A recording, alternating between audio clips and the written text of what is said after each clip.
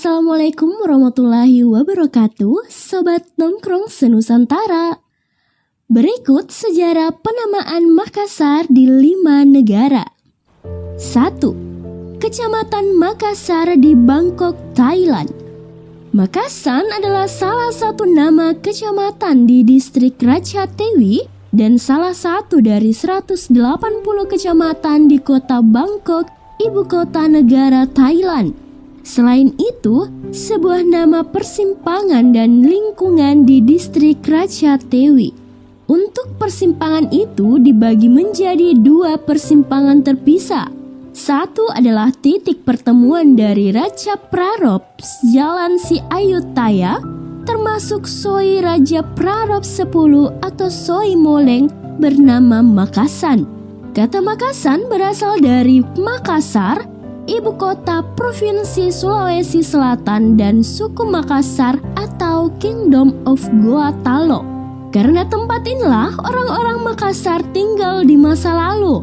Orang Makassar adalah Muslim yang berimigrasi dari Silabes ke Siam sejak periode Ayutthaya di akhir pemerintahan Raja Pranarai tahun 1656 sampai 1688. Dibawa oleh rombongan Daeng Mangale dari Makassar, orang-orang Siamese memanggil mereka dengan Kaik Makassar atau tamu non-barat seperti Melayu, India, dan Timur Tengah. 2. Kampung Makassar di Pahang, Malaysia. Kampung Makassar merupakan sebuah perkampungan yang tertua di daerah Pekan. Berdasarkan sejarah, terdapat orang Makassar atau Makassar menetap di sini.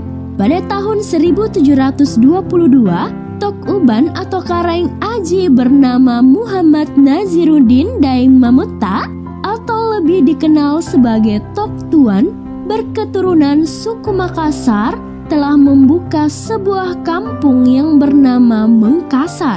Bersepena nama tempat asalnya di Goa Makassar, Sulawesi Selatan.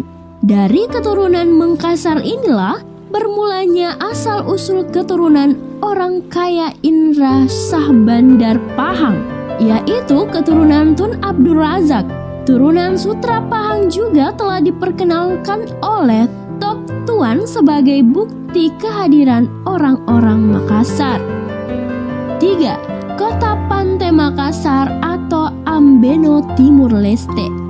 Kota Pantai Makassar adalah ibu kota eksklave Ambeno di negara Timur Leste. Penamaan Pantai Makassar menunjuk kepada sosok Mangkubumi Goa atau Raja Telok ke-8 Sultan Mudaffar Tumamalinga Ritimoro dengan masa pemerintahan tahun 1623 hingga 1644. Masa pemerintahannya ketika menjadi Raja Talo, sebagian besar hidupnya dihabiskan di daerah timur. Dan raja ini juga sangat kaya raya dan sangat pandai dalam berdagang. Kota Pantai Makassar dalam sensus penduduk tahun 2006 dengan jumlah penduduknya sekitar 4.700 jiwa. Kota ini berjarak 281 km dari kota Dili, ibu kota negara Timur Leste. 4. Makassar Beach di Garanhan North Territory, Australia. Bagi penduduk asli aborigin di Arnhem Land, para pelaut dari Makassar selalu memiliki tempat spesial dalam hati mereka. Di utara Australia, nama Makassar yang disebut Makassar dalam bahasa Inggris versi Australia lalu diabadikan menjadi nama di beberapa pantai dengan nama Makassar Beach atau Pantai Makassar. Penduduk asli aborigin dari suku Yolngu Makassar Beach ini adalah tempat berlabuhnya para pelaut Makassar ketika rutin datang dari abad 16 hingga awal abad 20 atau masa pemerintahan Raja Goa ke-9, yaitu Daeng Matenre Karaeng Manguntungi. Penduduk Yolngu menyebut orang Makassar dengan sebutan Menghatara, sedangkan pelaut Makassar menyebut mereka dengan bangsa Marege. Kisah antara penduduk Yolngu dengan pelaut Makassar meninggalkan kesan yang dalam dan indah yang terus diceritakan secara turun-temurun hingga saat ini.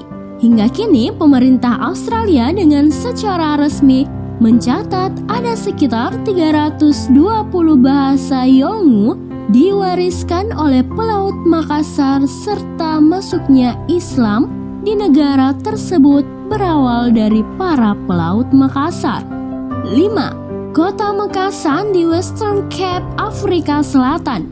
Terlahir dengan nama lengkap Syekh Yusuf Abdul Mahasin Tajul Kalwati Al-Makassari Al-Batani Daik Mangago yang diasingkan oleh Belanda dari Sri Lanka ke Afrika Selatan, menjadi pinggiran pantai sebagai tempat peristirahatan terakhirnya yang kemudian dinamakan sebagai tempat lahirnya di Makassar, Indonesia. Kota Makassar adalah sebuah kota kecil yang jumlah penduduknya sekitar 38 jiwa yang berada di Western Cape, Afrika Selatan, dekat Strand and Somerset West. Bagi kalangan masyarakat Muslim Afrika Selatan, Syekh Yusuf dianggap berjasa dalam menyebarkan agama Islam. Tak hanya itu, dia juga dianggap sebagai pendiri komunitas Islam dan budaya Melayu di Afrika Selatan. Sebagai bukti, terdapat perumahan yang diberi nama Kramat Makassar yang berada tak jauh dari makam Syekh Yusuf.